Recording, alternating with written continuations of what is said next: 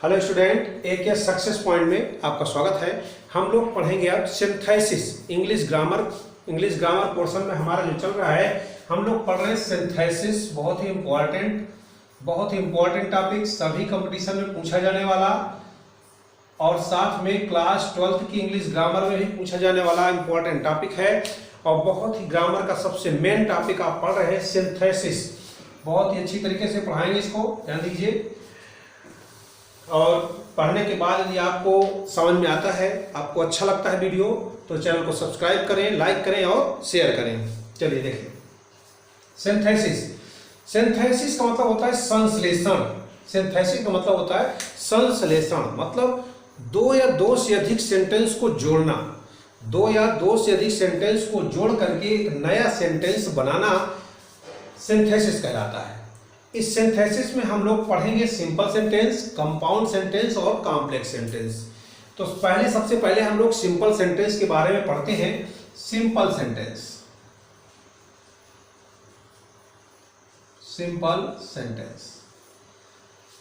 Sentence में हमारे पास प्रक्रिया करनी है आपको कि दो या दो से पहले हम लोग सिंपल सेंटेंस के बारे में जान ले।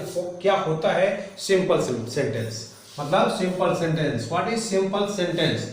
तो सिंपल सेंटेंस का मतलब होता है एक ऐसा सेंटेंस जिसमें फाइनाइट वर्ब हो।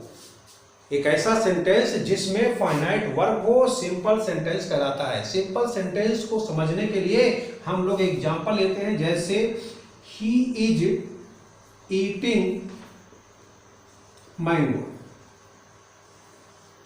ये सिंपल सेंटेंस है जिसमें एक फाइनाइट वर्ब है, कौन सी? ईटिंग। तो ऐसा सेंटेंस जिसमें फाइनाइट वर्ब हो, क्या कहलाता है? सिंपल सेंटेंस कहलाता है। अब हमारे पास ऑप्शन है कि हम लोग इसको सिंपल सेंटेंस दिया रहता है, तो सिंपल सेंटेंस को बनाएंगे कैसे? तो सिंपल सेंटेंस बनाने के लिए हमारे पास बहुत से ऑप्शन हैं, कम से कम 10 पॉइंट हम आपको पढ़ना है। तो सिंपल सेंटेंस, अब इसमें दो या दो से अधिक सिंपल सेंटेंस दिए जाएंगे, उनको ऐड करना है और ऐड करने के बाद आपको चेंज करके ऐड करना है।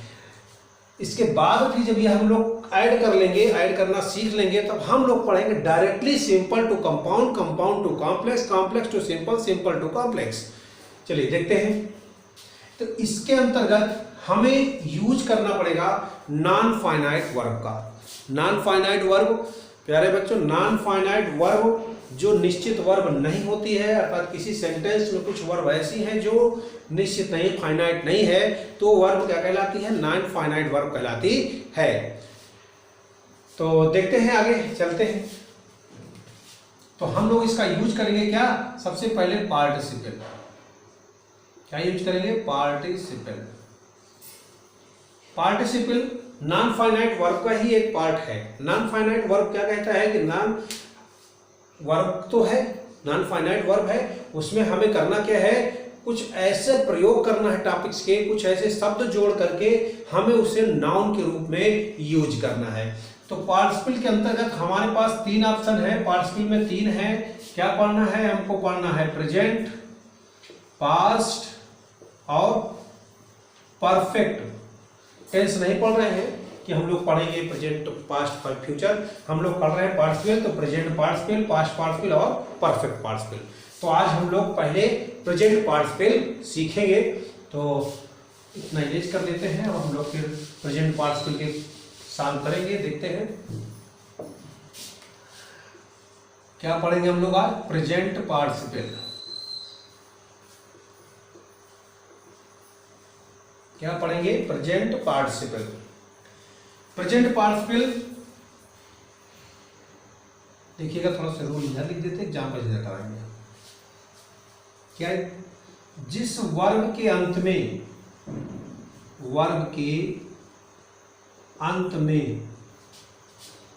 क्या दिख रहा हो? कर के, ने, पर, हुआ, हुए, हुई आदि शब्द हो। तो अब जिस वर्ग के अंत में कर, करके, ने, पर, हुआ, हुए, हुई अब यहाँ पर ये प्रश्न आता है कि हमें तो मिलेगा सेंटेंस इंग्लिश में और ये हिंदी वाला शब्द कहाँ से आ गया। जब सेंटेंस हमें हिंदी में मिलता है तो उसको हम लोग, वो इंग्लिश में मिलता है तो उसको क्या करते हैं, पहले हिंदी में कन्वर्ट कर लेते हैं और उसको हिंदी में जोड़ने का प्रयास करते हैं। और हिंदी में जैसे ही जोड़ते हैं तो कुछ शब्द ऐसे प्रकट होते हैं अगर, तो इसमें हम प्रेजेंट पार्टिसिपल का प्रयोग करते हैं। और प्रेजेंट पार्टिसिपल में बच्चों वर्ब की फर्स्ट फॉर्म में, वर्ब की फर्स्ट फॉर्म में, वर्ब की फर्स्ट फॉर्म में आईएनजी जोड़कर बनाते हैं इसको।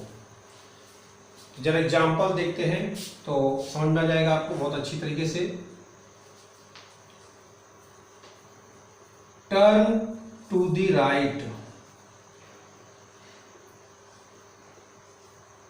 टर्न टू द राइट, ये सेंटेंस दिया गया है। You will see a post office.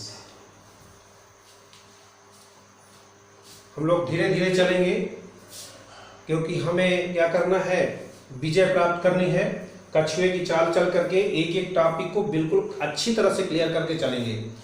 Turn to the right you will see a post office.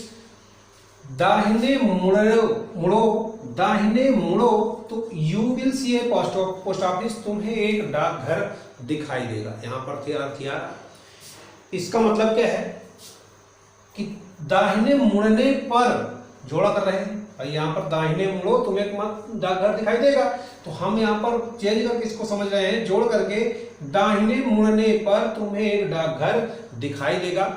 तो ध्यान दीजिए हम लोग यहाँ पर जो पढ़ रहे हैं पार्टिसिपल में, पार्टिसिपल में जितने भी सेंटेंस जोड़े जाते हैं सभी के सब्जेक्ट सेम होते हैं। पार्टिसिपल में जितने भी सेंटेंस जोड़े जाते हैं सभी के सब्जेक्ट सेम होते हैं, तभी हम पार्टिसिपल का प्रयोग कर पाते हैं।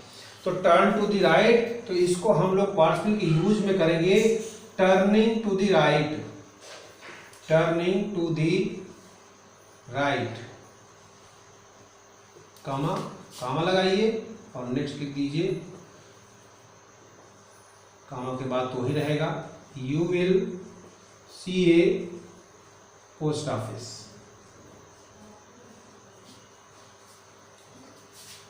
एक एग्जाम्पल और ले लेते हैं, अच्छे से क्लियर हो जाएगा। नीचे ना लिखा इधर भी देते हैं एग्जाम्पल। एग्जाम्पल नंबर 2 क्या है, she ate food, she ate food, she went to hospital. ज्यादा खाली गया, she ate food, she went to hospital. वह खाना खाई, वह अस्पताल गई। मतलब अगर जोड़े तो खाना खाकर वह अस्पताल गई, तो क्या लिखेंगे, eating, eating food, she went to hospital. समझ में आ रहा है? कोई भी प्रॉब्लम हो आप कमेंट करें, तुरंत आपको बताएंगे हम, कोई प्रॉब्लम हो रही है तो। She ate food, she went to hospital, इसका मतलब क्या हुआ, ईटिंग फूड, खाना खाकर वह अस्पताल गई। प्रेजेंट पार्टिसिपल में हमारा कंप्लीट हो गया। अब हम इतने ही हैं, इसके बाद हम लास्ट में एक्सरसाइज करेंगे, बड़ी पूरी एक्सरसाइज करेंगे।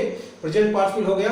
अब नेक्स्ट वीडियो में हम लोग पढ़ेंगे पास्ट पार्टिसिपल। अगर आपको वीडियो अच्छा लगा हो तो चैनल को सब्सक्राइब करें, लाइक करें और शेयर करें।